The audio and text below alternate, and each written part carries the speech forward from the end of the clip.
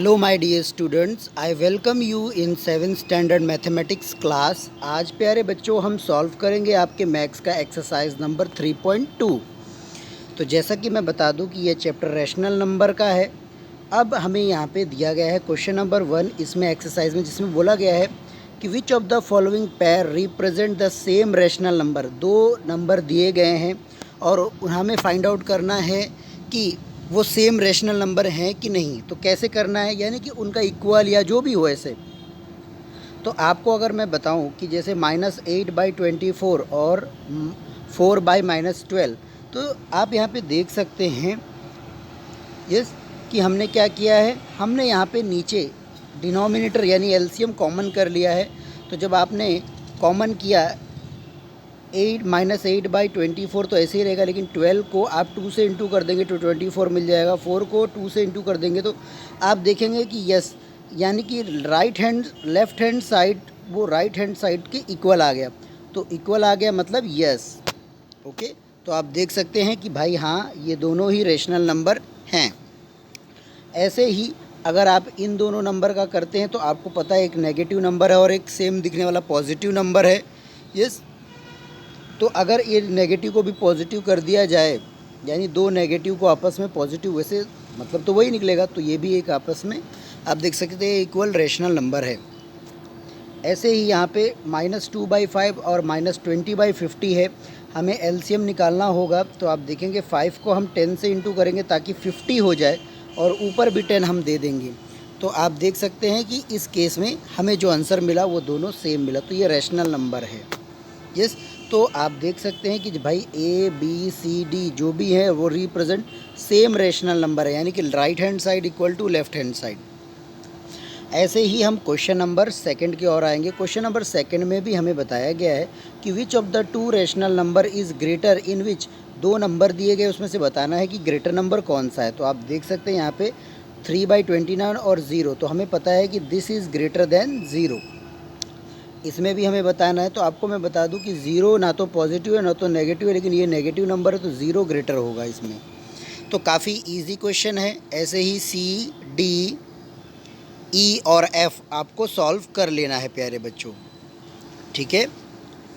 तो ये मैंने आपको यहाँ पे समझा दिया है क्वेश्चन नंबर 2 के बारे में कि दोनों में से ग्रेटर कौन सा है और लेस देन कौन सा, वो फाइंड आउट करना है। तो आप देख रहे हो हमने बड़ी ही आसानी के साथ फाइंड आउट कर लिया है। अब हम आगे बढ़ेंगे और हम डिस्कस करेंगे क्वेश्चन नंबर 3 के बारे में।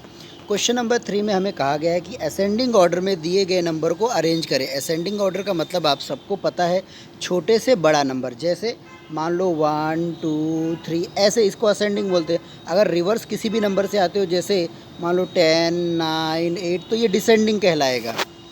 फिलहाल तो हमें असेंडिंग ऑर्डर करना है। तो हमारा सबसे पहला स्टेप होगा कि क्वेश्चन लिख लें। क्वेश्चन लिखने के बाद 9 11 और 3 जो डिनोमिनेटर है उनके एलसीएम निकाल लें। तो एलसीएम जब आप निकालते हो तो एलसीएम आता है यहाँ पर 99, यानी कि नीचे हम डिनोमिनेटर को 99 करने के लिए किसी भी नंबर से इंटू कर सकते हैं। तो 9 को 11 से करेंगे तो ऊपर भी 11 देना पड़ेगा। यहाँ 11 को हम 9 से करेंगे तो ऊपर भी 9 देना पड़ेगा। यहाँ 3 को 33 से करोगे तो ऊपर भी 33 देना पड़ेगा। फिर जब आपको ये सब मिल जाने के बाद आप यहाँ पे देख सकते हैं कि आपको पता चल गया है भाई कौन सा नंबर ग्रेटर है, कौन सा लेस देन है। बड़े ही आराम के साथ आप यहाँ पे सॉल्व कर सकते हैं सॉल्यूशन। यस, तो अब आपको यहाँ पे पता चल चुका है और आप नंबर्स को क्या कर सकते हैं, अरेंज कर सकते हैं। क्या कर सकते हैं, अरेंज। यस, जैसे कि ये था नंबर हमारा, तो हमने अरेंज किया। तो ये सबसे छोटा नंबर। देखिए नेगेटिव में क्या होता है कि नंबर जितना बड़ा होता है, अगर उसके पास साइन अगर नेगेटिव है तो वो उतना ही छोटा माना जाता है, और जितना छोटा नंबर होता है उसके पास नेगेटिव साइन हो तो वो नेगेटिव में उतना बड़ा माना जाता है। क्योंकि नेगेटिव का साइन ऐसे ही करते हैं ना, 10 -10 -9 -8 -7 ऐसे आता है, रिवर्स आता है।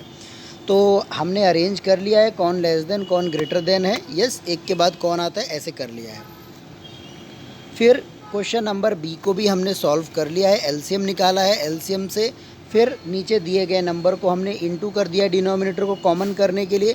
कॉमन करने के बाद जो ऊपर आंसर आया उससे हमने ईजिली असेंडिंग ऑर्डर में क्वेश्चंस को अरेंज कर दिया। क्वेश्चन को असेंडिंग ऑर्डर में अरेंज करना है, ठीक है। आपने एलसीएम किया, एलसीएम करने के बाद कुछ और आंसर आया, ठीक है, उससे देख के आपको पता चला कि कौन आगे कौन पीछे आएगा, लेकिन उसी के हिसाब से जो क्वेश्चन था, क्वेश्चन को आपको असेंडिंग डिसेंडिंग में करना है। तो यहाँ पे हमने क्वेश्चन को असेंडिंग ऑर्डर में कर लिया है अरेंज। अब हम आगे बात करेंगे। आगे जब आप बात करेंगे तो यहाँ पे आपको डिसेंडिंग ऑर्डर में अरेंज करने के लिए दिया गया है। जब आप डिसेंडिंग ऑर्डर में देखेंगे तो डिसेंडिंग ऑर्डर में करना है, इसका मतलब बड़े से छोटा नंबर। तो वापस हम क्या करेंगे, आप देख सकते हैं यहाँ पे ऑलरेडी हमें पता है कौन सा नंबर कैसा है। और तो आप देख सकते हैं यहाँ पे हम इसमें भी क्या कर सकते हैं, सबसे बड़ा नंबर। तो सबसे बड़ा नंबर 0 आएगा, फिर -1/6, फिर -2, फिर 7/3 ऐसे आएंगे। तो चलिए अब हम आगे ऐसे ही क्वेश्चन नंबर बी को भी सॉल्व कर लेते हैं। बी में भी हमें देखते हुए पता चल गया कि कौन सा बड़ा कौन सा छोटा नंबर है। आप देख सकते हैं यहाँ पे 17/20 भले ही लिखा है, लेकिन हमने डिनोमिनेटर को देखा हुआ है। यस, तो बी भी सॉल्व कर लिया। अब हम आगे बात करेंगे क्वेश्चन नंबर 5 की। क्वेश्चन नंबर 5 में हमें बोला गया है कि कुछ नंबर, रेशनल नंबर को नंबर लाइन पे रिप्रेजेंट करिए। तो उसका क्या तरीका है, तो आप देख सकते हैं यहाँ पे 2/3 है, तो हमने यहाँ पे -2, -1, 0 लिखा है। फिर यहाँ पे 2/3, तो ये 1 और ये 2, यहाँ पे हमने रिप्रेजेंट कर दिया है इसको 2/3। फिर ऐसे ही 3/4 है, तो आप देख सकते हैं यहाँ पर ये 1, फिर 0, 1/4, 1 ऐसा मान लिया जाता है। 2/4, 3/4, तो आराम से आप ऐसे रिप्रेजेंट कर सकते हैं।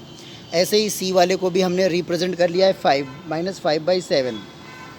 तो ऊपर 5 होना चाहिए, 1, 2, 3, 4, 5, यानी कि 5 यहाँ पे होगा 5 आप देख सकते हैं, सॉरी 1/7, 2/7, 3/7, तो हमने 5/7 पे ऐसे राउंड लगा लिया है। Yes, okay. चलिए अब हम आगे बढ़ते हैं। आगे आपको डी क्वेश्चन में भी ऐसे ही सॉल्व करने बताया गया है। और ये नंबर लाइन तो काफ़ी आसान है बनाना, और आप आराम के साथ बना सकते हैं, कोई प्रॉब्लम की बात नहीं है नंबर लाइन को बनाना।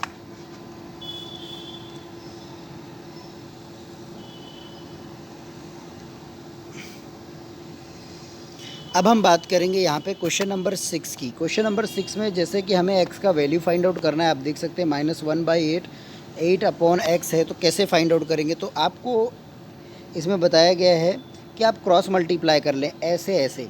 ये 8 इस 8 से इंटू हो जाएगा, 1 - x इससे इंटू हो जाएगा, ऐसे इक्वल टू में, फिर आपको आंसर मिल जाएगा। तो काफ़ी ईजी। ऐसे ही अगर आप देखें तो यहाँ पे भी क्रॉस मल्टीप्लाई हो सकता है। यस, नीचे कुछ नहीं था तो आपने अपॉन 1 मान लिया, यहाँ पर देख सकते हैं क्रॉस मल्टीप्लाई कर दिया है आपने। यस, तो यहाँ पे आप देखिए -5x = 15, 15 को डिवाइड किया, -3 आपको आंसर मिला। काफ़ी इजी एक्सरसाइज का सॉल्यूशन ये भी है। सी और डी भी ऐसे ही सॉल्व करेंगे हम, और हमें आंसर मिल जाएगा EF तक। तो इजी एक्सरसाइज है, आपको ऐसे सॉल्व करना है। मैं कुछ क्वेश्चन सॉल्व कर रहा हूँ, थोड़े बहुत मैं आपके लिए भी दे रहा हूँ ताकि आप भी सॉल्व करो, लेकिन मैं आंसर की सबके भेजूँगा। ऐसे ही अब हम बात करेंगे क्वेश्चन नंबर 7 की। इसमें हमें नंबर को पॉजिटिव टर्म में लिखना है। तो आप देख सकते हैं सबसे पहले ये एब्सोल्यूट का साइन है, अगर यहाँ से नंबर ब्रैकेट से बाहर निकलता है तो पॉजिटिव आ जाता है। ऐसे ही सबसे पहले अगर डिनोमिनेटर नेगेटिव हो तो पहले न्यूमरेटर को नेगेटिव करना पड़ेगा रिवर्स करके, फिर उसके बाद आंसर पॉजिटिव हो सकता है।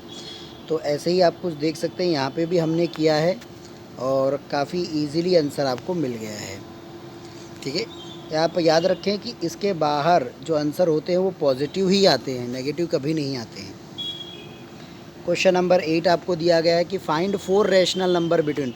तो 4 रैशनल नंबर कैसे फाइंड आउट करें -3 से 0 के बीच में। तो देखिए इसके लिए मैं आपको बता देता हूँ, 4 दिए हैं तो 4 में कैसा होता है कि 1 प्लस कर दो तो 5 फाइंड आउट करो। कितने फाइंड आउट करो? 5। अब आप यहाँ पे देख सकते हो कि यहाँ पे डिनोमिनेटर क्या होगा 5, और यहाँ पे डिनोमिनेटर क्या होगा 5। 5 नीचे है तो 5 ऊपर भी जाएगा, सही बात है। 5 अगर नीचे है तो ऊपर भी जाएगा, और यहाँ पे भी 5, लेकिन वो 0 रह जाएगा। तो आप देखेंगे -15/5, 0/5। तो इसके बीच से कोई भी हम 5 नंबर ले सकते हैं, कोई भी 4 नंबर ले सकते हैं, कोई प्रॉब्लम नहीं है। यस, कोई भी नंबर हो सकते हैं वो, आप मेरी बात ध्यान से सुने, वो कोई भी नंबर हो सकते हैं। ज़रूरी नहीं है कि आप यही नंबर लें। वो -10/5 हो सकता है, -9/5 हो सकता है, लेकिन वो यहाँ तक, इसके आगे तक आपको लेना है।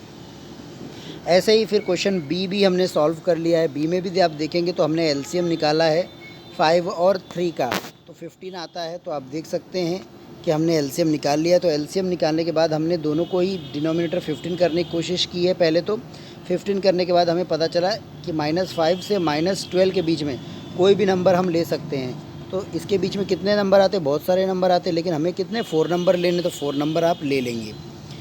काफ़ी इजी क्वेश्चन, सी भी इजी है। तो इसी के साथ में आपका ये एक्सरसाइज यस 3.2 फिनिश होता है प्यारे बच्चों। ओके।